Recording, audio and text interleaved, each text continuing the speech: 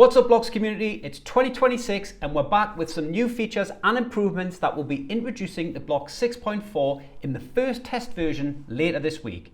Today, I'm going to be showing you the brand new features that we've added to the carousel. So let's jump into Blocs and I'll show you exactly what we've done. So, in previous versions of Blocs, when you needed to move between the slides of a carousel, you needed to use this option over here in the inspector. However, in Bloc 6.4, you can now use the layer tree. By selecting any item, it will automatically select the relevant slide in the carousel.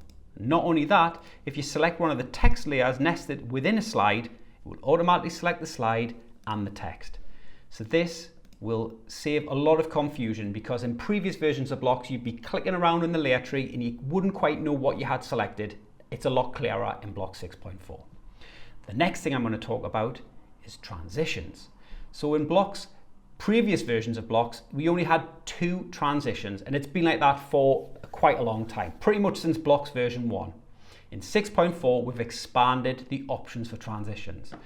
We now have 12 different transitions, I think. So we've added 10 new transitions, and we may add more before the official release of 6.4, but the first test version will have 10 additional transitions. I won't bore you with every single transition, but my personal favorite is the cinematic transition.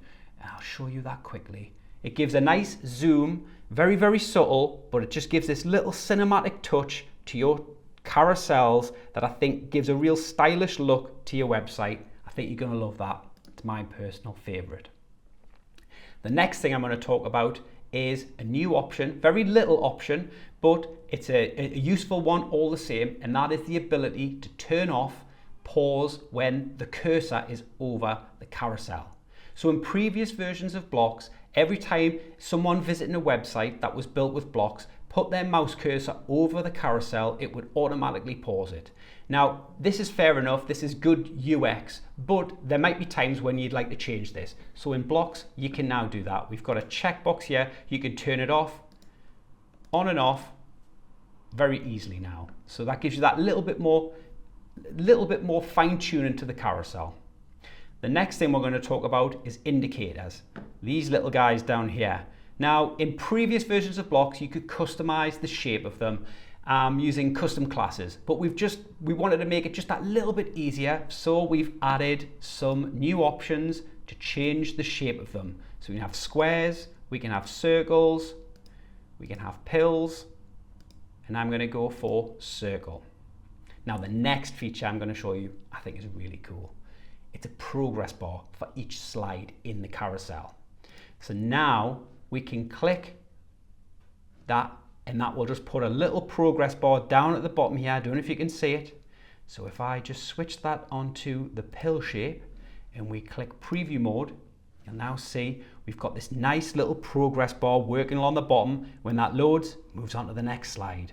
It just helps give the visitor of your website an idea of how much time's left for that slide to run. There's an absolute ton of different styles that you can do there. The zigzag style is quite cool, or the wave style, so you can get quite creative with these progress bars on the carousel. Looks pretty cool. Yeah. So that's progress bars that we've added to carousel. And finally, the last thing I'm going to quickly show you is new controls for navigation. So you can now switch these buttons. So we've got a nice big rounded button there. We've got a smaller version, some rectangular versions.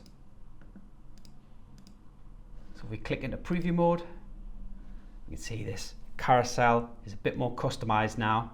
And if we move the mouse over each button, you can see a nice little subtle animation there. So that's another little thing we've added. So that's carousels. Some nice improvements there, lots to explore.